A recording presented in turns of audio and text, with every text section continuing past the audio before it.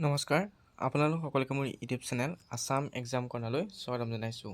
Assam university B.Ed admission 2026 বৰ্ষৰ বিষয়ে আলোচনা কৰিম। আছাম ইউনিভাৰ্চিটিৰ বি.এড এডমিশ্যনৰ কাৰণে এটা এণ্ট্ৰেন্স এক্সাম অনুষ্ঠিত হয়, বি.এড এণ্ট্ৰেন্স এক্সাম অনুষ্ঠিত হয়, যাৰ কাৰণে আপোনালোকৰ যি অনলাইন আবেদন আছে সেয়ে আপোনালোকৰ এপ্ৰিল বা মে' মাহতে আৰম্ভ হৈ যায়।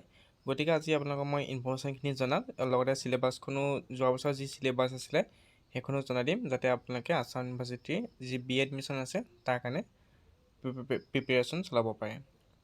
আপোনালোকে যোৱাবাৰ যি অনলাইন আবেদন আছিলে, অনলাইন আবেদন কৰিবৰ কাৰণে লিংক দি দিয়া হৈছিলে। এইটো আপোনালোকৰ AUSexamination.ac.in এডমিশ্যনত গৈ পেলাই অনলাইন আবেদন কৰিবলগীয়া হৈছিলে। এইবুলিও তেনেকৈ প্ৰচেছটো আহিব। হয়তো এইবুলি অলপ নিউ চেঞ্জিং আহিব পাৰে, যিহেতু 1 year B.Ed বা আৰু যি FYGP ছিষ্টেম আছিল তাৰ ওপৰত ভিত্তি কৰি হয়তো এইবুলি অলপ নতুন গাইডলাইন আহিব পাৰে বা নতুন ছিষ্টেম আৰম্ভ হ'ব পাৰে।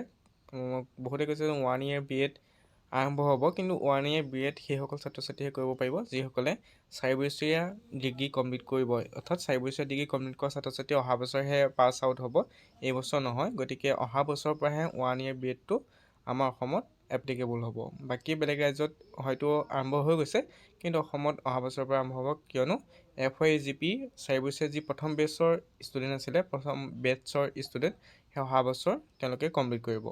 যিসকলে 3 বছৰ কৰি ৰাখিছে তেওঁলোকে 2 বছৰীয়া B.Ed পঢ়িব লাগিব। ইয়াত আপোনালোকৰ ক্ৰিয়েট একাউণ্ট কেনেকৈ কৰিব সেইবোৰ কথা জনোৱা হৈছিলে, কিন্তু সেইখিনি আপোনালোকৰ এতিয়া প্ৰয়োজন নাই। গতিকে মই আপোনালোকক ডাইৰেক্ট এইখিনিলৈ লৈ যাওঁ।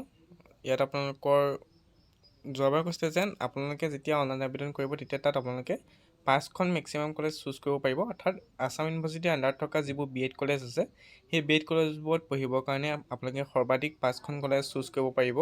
তেনেকৈ এই বছৰ হয়তো আপোনালোকক দিয়া হ'ব। যেতিয়া আপোনালোকৰ অনলাইন আবেদন হ'ব তেতিয়া আপোনালোকৰ 5খন মেক্সিমাম 5খন কলেজ আপোনালোকে চুজ কৰিব লাগিব।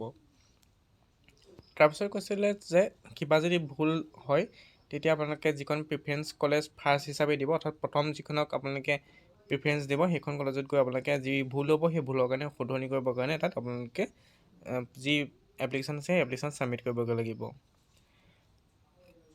অনলাইন ফিজো আপোনালোকৰ যোৱাবাৰ লৈছিলে, এইবুলিও আপোনালোকৰ অনলাইন ফিজ ল'ব চাগে। এতিয়া আমি চাওঁ যদি এলিজিবিলিটি ক্ৰাইটেৰিয়াটো, ইয়াত আপোনালোকে কৈছে যে candidate at least 50% marks in either bachelor degree and or in the master degree in science, social science, humanity.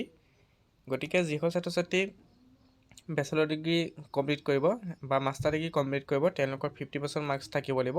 50% marks আপোনালোকৰ জেনেৰেল কেটেগৰীৰ কাৰণে, আৰু SC ST কাৰণে আপোনালোকৰ ৰিলেক্সেশ্যনো থাকিব, ৰিজাৰ্ভেশ্যনো থাকিব। ৰিলেক্সেশ্যনে আপোনালোকক 5 মাৰ্কছ দিয়া হ'ব, অৰ্থাৎ 5% আপোনালোকে ৰিলেক্সেশ্যন পাব, অৰ্থাৎ SC ST OBC কাৰণে 45 হ'লেই হৈ যাব।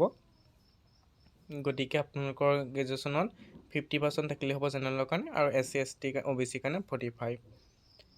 তাৰপৰা bachelor master degree appropriate candidate may fill up the online application. অৰ্থাৎ যিসকল ছাত্ৰ ছাত্ৰী 6th ছেমিষ্টাৰত পঢ়িছে এইবুলি তেওঁলোকে এই এক্সাম দিব পাৰিব। অৰ্থাৎ আপোনালোকে যদি 2nd ছেমিষ্টাৰ 4th ছেমিষ্টাৰ যদি ব্ৰেক আছে তেতিয়াও এক্সামটো দিব পাৰিব। লগতে যদি 6th ছেমিষ্টাৰ পৰীক্ষা দিব ৰিজাল্ট অহা নাই তেতিয়াও আপোনালোকে এক্সামটো দিব পাৰিব। তাৰপিছত ইয়াত আপোনালোকৰ এপ্ৰিয়েট কেণ্ডিডেট ফাৰ্ষ্ট প্ৰিফাৰেঞ্চ এইখিনি কৈছে। যোৱাবাৰ যি অনলাইন আবেদন আছিলে সেয়া আপোনালোকৰ 14 মে'ৰ পৰা ষ্টাৰ্ট হৈছিলে, এইবুলিও আপোনালোকৰ মে' মাহৰ পৰাই হয়তো ষ্টাৰ্ট হ'ব। 30 মে'লৈকে অনলাইন আবেদন চলিছিলে। তাৰপিছত কলেজত ভেৰিফিকেশ্যন কৰিবৰ কাৰণে আপোনালোকে ফৰ্মখন গৈ ছাবমিট কৰিব লাগে, সেইটো আপোনালোকৰ 14 মে'ৰ পৰা 5 জুলাইৰ ভিতৰত হৈছিলে। প্ৰথম যিখন প্ৰিফাৰেঞ্চ দিয়ে কলেজ সেইখনত গৈ আপোনালোকে ছাবমিট কৰিলেই হ'ল। তাৰপৰা এক্সামটো টেণ্টেটিভ আছিলে, কিন্তু 3 আগষ্টৰ দিনা এক্সামটো ধৰা হৈছিলে। তাৰপিছত যদি চিলেবাছখন চাই, চিলেবাছখন ইয়াত দি দিয়া হৈছে teaching aptitude, current affairs and issue in education, general English, general knowledge, এইখিনি আপোনালোকৰ আহিব।